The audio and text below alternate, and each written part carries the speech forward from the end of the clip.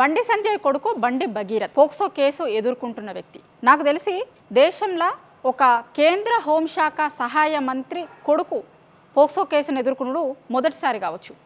అట్లనే ఆయన అసలు లేడు, పరారీ అయిండేమో అనే అనుమానాలు చాలా మందికి ఉన్నాయి. ఒకవేళ పరారీలో ఉంటే కనుక అది కూడా మొదటిదే అనుకుంటా.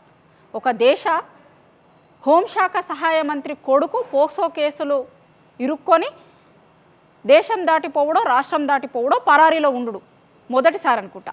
అది పక్కకు పెడితే అసలు నిన్నటి నుంచి కొంతమంది ఏం మాట్లాడుతుర్రంటే, ఎవరైతే కేసు పెట్టిరో ఆ పిల్ల గురించి, ఆ అమ్మాయి గురించి, అమ్మాయి క్యారెక్టర్ గురించి మాట్లాడుతున్న వాళ్ళు ఉన్నారు చూసిరా.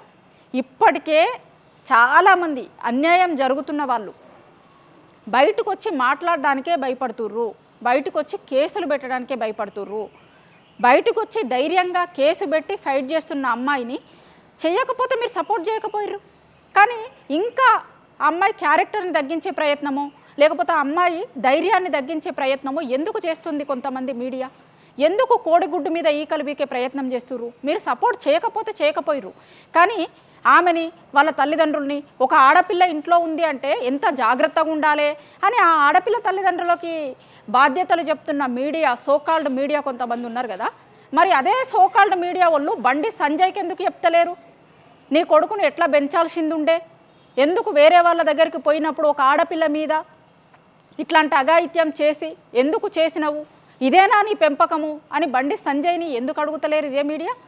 బయటకు వచ్చి బాధితురాలని అడుగుతున్నటువంటి ప్రశ్న, మరి బండి సంజయ్ని ఎందుకు నీ కొడుకును పెంచే విధానం ఇదేనా, నీ పెంపకం ఇదేనా అని ఎందుకు అడుగుతలేరు? ఎందుకు భయం అవుతుందా, లేకపోతే ఇంకేమన్నా అవుతుందా? ఇప్పుడు బయటకు వచ్చి న్యాయం కోసం చూస్తున్నటువంటి వ్యక్తిని తగ్గించే ప్రయత్నం చేస్తున్నారు. న్యాయం కోసం ఆమె కొట్లాడుతున్న దాంట్లో మీరు గొంతు గలపకపోయినా పర్లేదు, కానీ ఆమె గొంతును నొక్కేటువంటి ప్రయత్నం మాత్రం చేయకండి.